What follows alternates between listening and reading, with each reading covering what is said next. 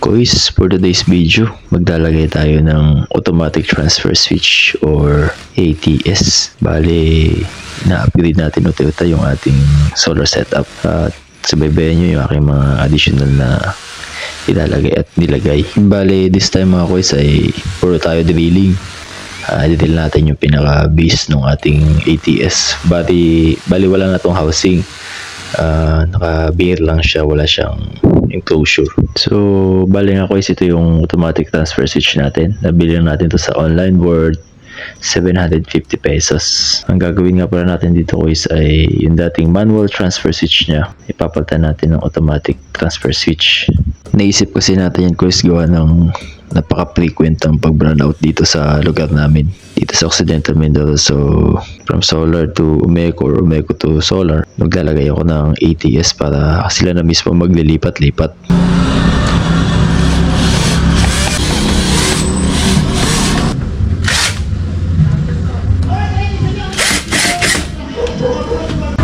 Ito yung dating manual transfer switch niya guys. Bali, babaguhin natin yan, i-rewire natin yan.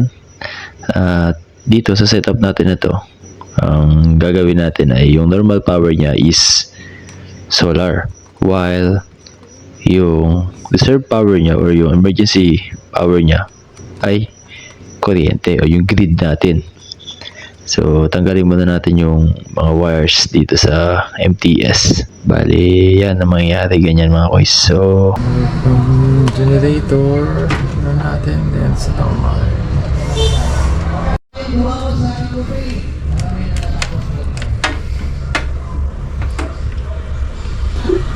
Nalis natin mga guys. Bali yung ating source pang Umeco. Diba dyan? Nag-loop papunta dito sa emergency power. Then yung output nila yan punta dito. Naging ano ba to? Banding bar lang yung ano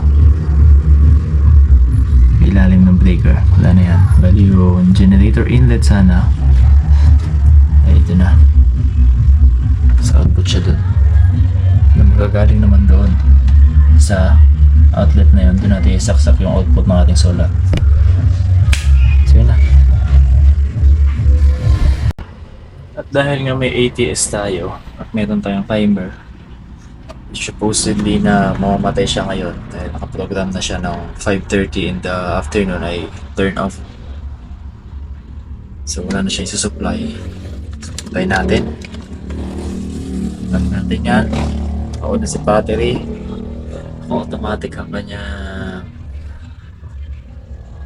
output. Tapos dito yan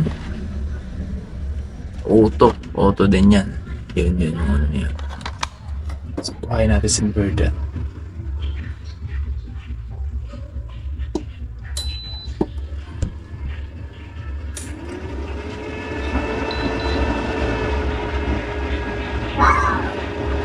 So wala siyang output. Manual natin ng on, lilipat yan. Manual natin ng on. Yun. Sana hindi masira yung ating ref.